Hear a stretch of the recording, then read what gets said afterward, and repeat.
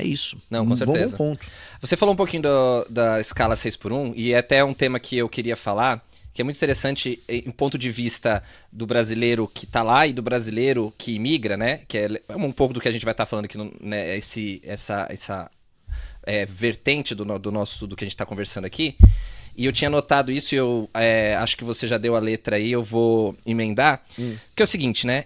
Eu percebo que essa é uma discussão, né? Que até tá voltando agora, acho que agora voltou às atividades legislativas agora depois do recesso, né? Sim. E eles voltaram a entrar em pauta esse assunto, certo? Pelo que eu entendi era isso. O que acontece? O brasileiro, ele trabalha com... o brasileiro está reivindicando nessa pauta que tenha uma escala de trabalho menor.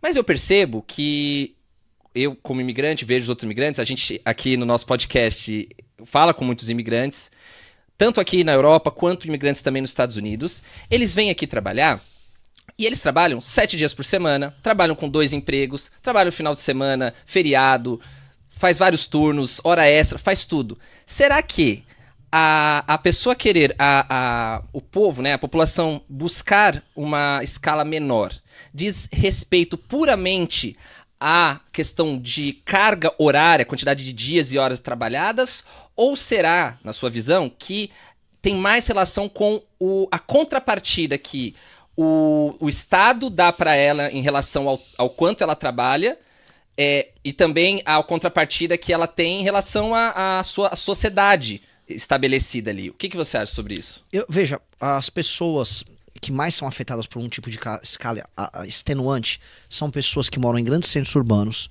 que moram longe das regiões mais centrais e são obrigadas a pegar vários transportes até chegar no seu trabalho e depois voltar. Tem gente em São Paulo, isso é normal, que gasta 2h30 para ir e 2h30 para voltar no trabalho, com um ônibus lotado, quente, o metrô lotado, o metrô quente, no verão isso é o inferno, a pessoa não fica com a família, a pessoa vai, faz tudo isso e ganha R$3.500 no mês. Uhum. Vale a pena, isso não é vida. Essa pessoa está vivendo uma espécie de uma escravidão moderna. Uhum. Eu concordo com isso. O que eu quero falar para essa pessoa, e é muito difícil falar, porque eu posso falar para ela, virar e falar assim, meu querido amigo, é porque o seu patrão, o dono da padaria que você trabalha, está te roubando. O dono da padaria não está te roubando. Não é simples assim, não é né? simples assim. Entendeu? Você vive num país muito pouco produtivo, em que o seu trabalho não é recompensado. E isso se dá por muitas razões, por muitas escolhas erradas que todos nós fizemos no Brasil.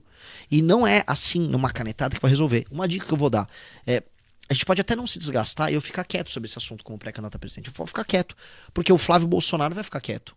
Isso se não votar a favor. Isso se não votar a favor. Ele vai ficar quieto.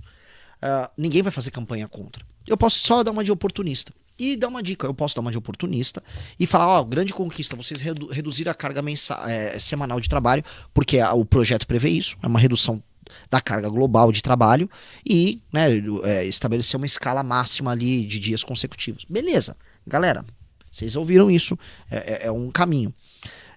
Vai haver demissão, vai haver inflação e vai haver um caminho para a informalidade. Então, aquela loja que estava contratando a pessoa CLT sindicalizada, ela vai ter que contratar alguém por fora para cobrir aquele dia. Para cobrir aquele dia. E ela não vai poder contratar CLT.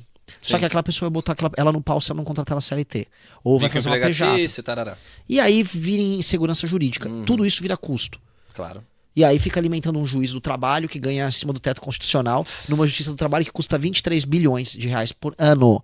Se eu cortasse esses 23 bilhões de reais da justiça do trabalho, porque isso tudo pode ser assumido pela justiça civil. Não, esse negócio de ter justiça do trabalho é uma coisa brasileira e de algumas poucas nações. Você não precisa de um juizado especial para a parte do trabalho. Isso é um direito privado, entre privados, acordos celebrados entre privados.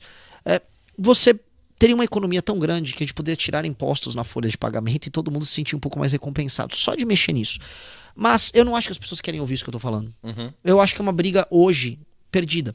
Então talvez nós temos que deixar as pessoas seguirem o caminho da Erika Hilton, do Lula e dos bolsonaristas que vão ficar quietos sobre isso, e depois elas vão lidar com um problema, como já aconteceu muitas vezes no Brasil.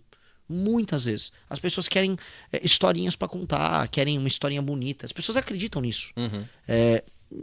E aí eu não sei, eu juro pra você assim, eu sei o caminho, eu olho pra isso, eu fico triste, não vou mudar minha posição, eu não vou adotar essa posição cômoda, vou perder os votos porque eu vou manter o que eu acho, vou manter o que eu penso, mas É triste. É triste, porque as pessoas olham, e o que é um ponto? As pessoas olham pra Coreia do Sul e falam, nossa, a Coreia do Sul é um país incrível. Pô, a Coreia do Sul é um país sensacional. Até os anos 90, a legislação trabalhista da Coreia do Sul, e inclusive a legislação sobre sindicatos, ela era muito clara e muito simples. Uma geração inteira trabalhou bastante e subiu os níveis de vida dela absurdamente. Depois até vieram legislações que garantiam mais direitos sindicais, por exemplo. Mas mesmo assim, até hoje a legislação trabalhista na Coreia do Sul ela é muito mais aberta, muito mais simples do que a brasileira. Os coreanos vivem o resultado de terem tido um mercado de trabalho mais aberto e mais competitivo. A China vive também. A China não tem sindicato, a China não tem nada. A China, o mercado é super livre e o trabalhador chinês está vivendo melhor do que o trabalhador brasileiro.